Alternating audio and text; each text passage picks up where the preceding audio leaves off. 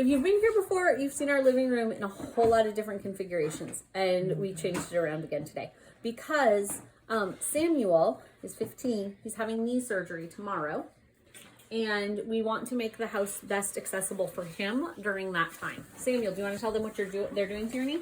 I'm having a knee arthroscopy, so pretty much they're going to open up my knee with some small incisions, stick a camera in, look around, then add a new ligament running from the bone here down here because the original one stretched. So. Okay, so surgical prep means moving everything.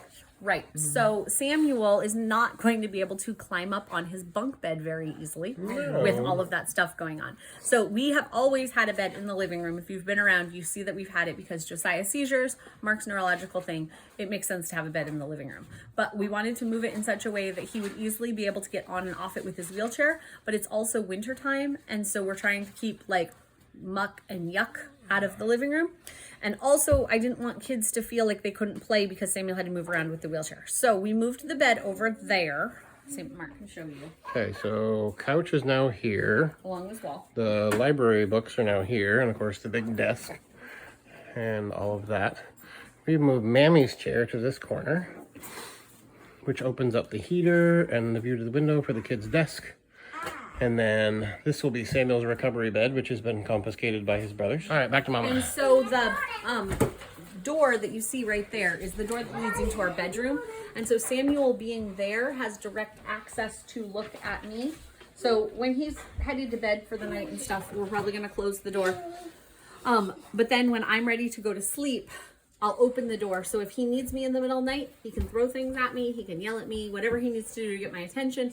If he needs help getting onto the wheelchair. Don't throw things unless you need to. Hey, Mommy. Okay, why I say throw things is because my mom can be a fairly heavy sleeper, and she took care of me after I had broken my arm, and I could not get out of my chair. Because imagine if this arm was broken and you have to put down this chair, which had a big, it had a big crank on it you had to do.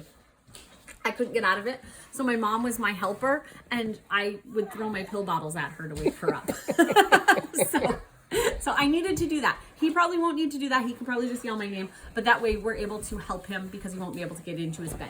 The first night he'll be, if you've been around, you know that we have an extra bed in our bedroom besides the one Mark and I sleep in because sometimes Josiah ends up there with seizures. So the night of surgery and maybe the next night Samuel will sleep in our room just so we can help him be closer to the bathroom. But we're going to go because I have a little one who needs a nap and we're going to do school. We'll see you guys next time on Herding Little Cows to the Glory of God. Bye. Bye.